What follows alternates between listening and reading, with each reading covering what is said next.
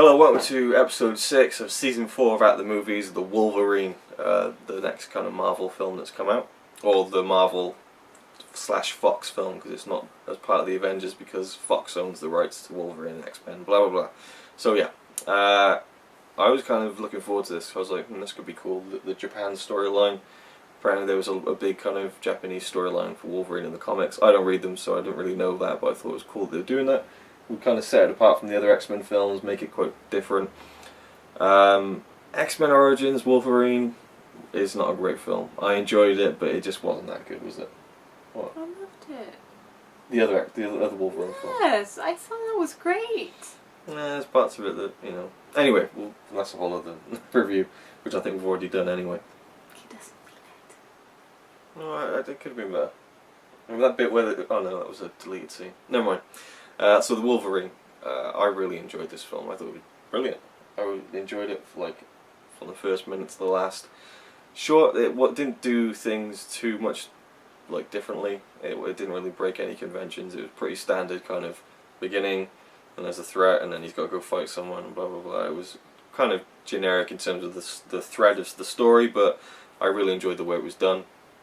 There's a great prologue to the film where he's in the 40s, and there's like a atomic bomb dropped in Japan, and he saves this guy, who then, as an older man in the present time, he wants to thank Wolverine. So he brings him over, and then we find out that he wants Wolverine's immortal power, and he's like, I'll give you... Because he's dying. Yeah, he's dying, and he's like, I'll give you mortality, which you always want, But he decides not to, and then there's a whole... the storyline unfolds from there, and there's like a woman who's the old man's granddaughter. Yeah, well, there's quite a lot of women in the film actually. Yeah, but she's the one. Yeah, but I won't go into the finer details of the film basically, but it's a very good one. I thought Hugh Jackman was great. I love him as the Wolverine, so anytime I see him in a film as Wolverine is awesome. I think it's a character he was kind of born to play. Yeah. And he was recently, he was hosting a panel at the Comic-Con this year, and he got up the creator of Wolverine on stage and said, "Thank you for my career." Yeah. Which is really cool. I thought nice move by Hugh Jackman. And yeah, what else can I say about this film? Well, you talk about it for a bit. What do you think of the Wolverine? I absolutely loved it. I thought... I don't know. I think all the X-Men movies just keep getting better. They just keep improving on the visual effects, on the fights, on whatever transitions whichever mutant does or whatever, and everything, even the music and stuff, it just keeps on improving. And well, now that you said, the story in itself, the plot of the movie was kind of, it was a normal thing, defeat bad people, blah blah blah, but I liked everything in between, the chasing and stuff like that. There was this amazing scene on top of a bullet train, yeah, and it was just so awesome. Yeah, it was brilliant. I was just sat there from the literally, huh? From the trailers, it looked like just a standard kind of over CGI done kind of action scene, but it was great. Really good. I feel like it was Fantastic really, action and it was scene. a funny part in it as well, which made people chuckle and stuff. There's a lot of funny moments. Yeah, and I don't know, I like how the Yakuza was brought into it. I love that it was in Japan, since I'm such a Japan freak. Yeah, I knew you'd like it just for that. Well, yeah, if it was any movie, I'd want to see it just because of the Japan bit, but on top of that, it's X-Men, it's Wolverine, it's Hugh Jackman. Just... Throughout the whole it's film. hard for me to even imagine it getting any better. However, I didn't like the Jean part.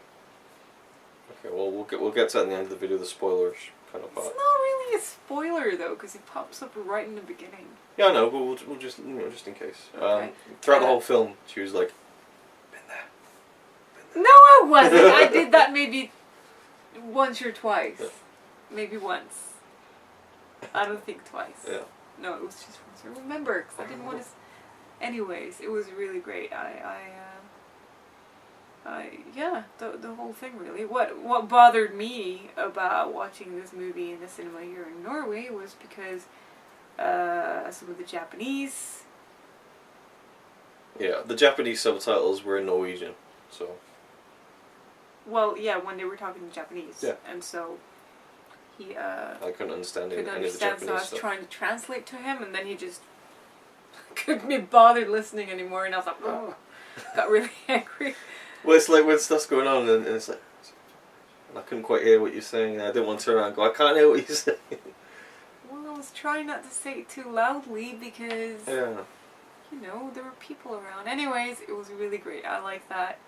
They did speak a little bit Japanese. One thing that really bothers me about a lot of movies and TV shows is when one German person speaks English to another German person, or one Chinese person speaks English to another Chinese person when they're alone. Why would they speak in English when they can, you know, so much more easily speak their own native language? Yeah. Because it's a movie. It makes it more realistic when they speak in their own language. So I like that. Okay. I could go on and on about this movie because I've been looking forward to it for so long.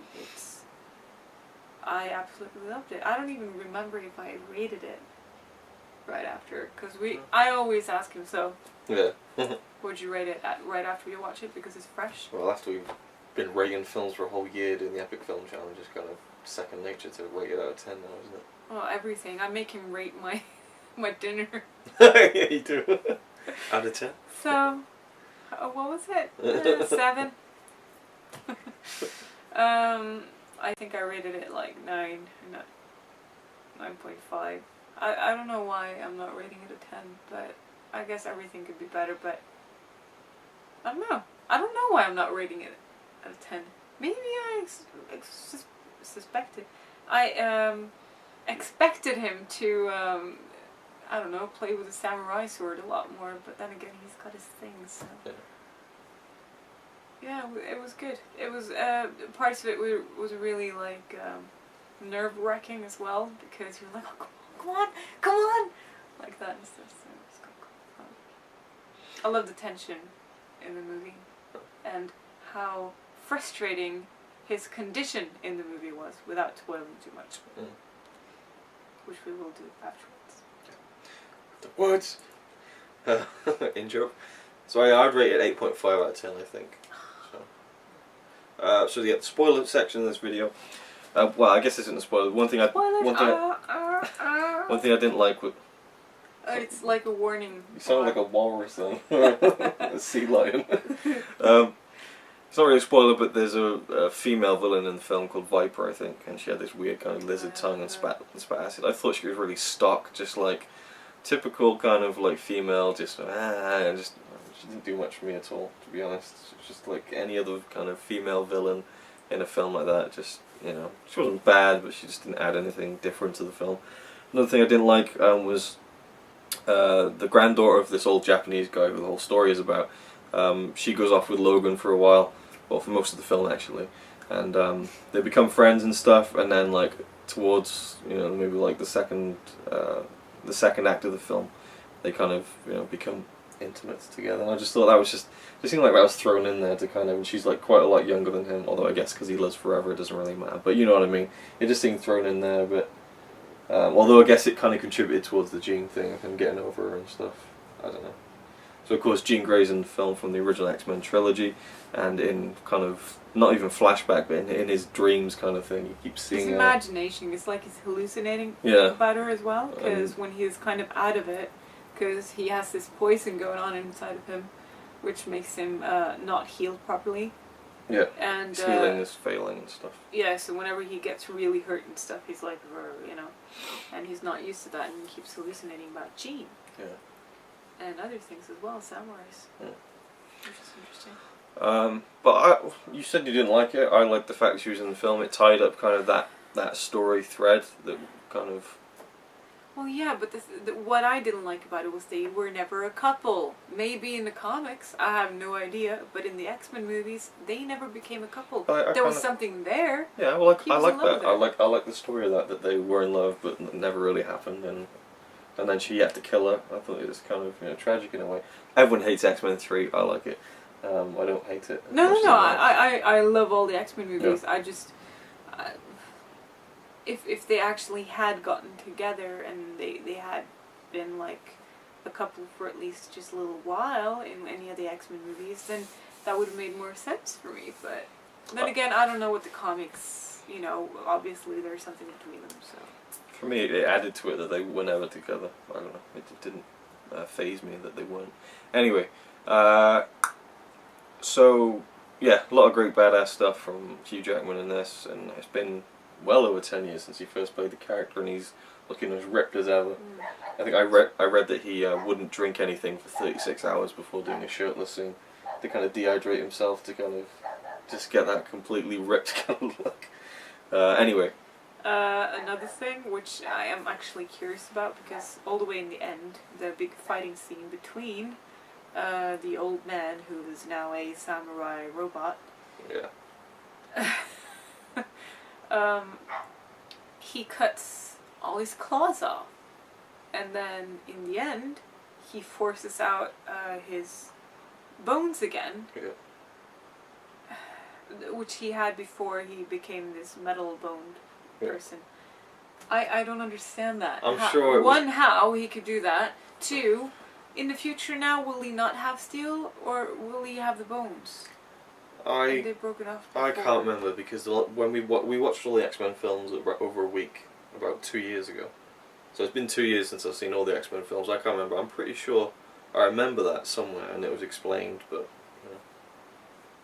I'm not sure. If he loses his metal claws. I don't think he does. I think he'll have him in the next film. I don't know. Should have looked it up before this review. I guess, well, it's something for you to ponder about as well. Yeah. Will he have his metal claws back, or will he in the next movie have his bones? I don't know what that's about. I'm sure that we're just sounding stupid here, and everyone's like, duh, you know, it was explained in 3 or whatever, or 2. Oh, I love the scene after the credits Yes, as well. this is another spoiler, but this was the best part of the film for me. It was we're giving it a 10! That scene was a 10.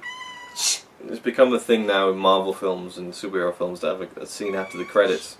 But to make it easier on people, it's kind of a trend now that it's kind of, that you have like a credit sequence at the end of the film with like images and stuff, and then this scene, and then you just have like the normal scrolling credits. So you'd have to wait for like 6-7 minutes to see the scene.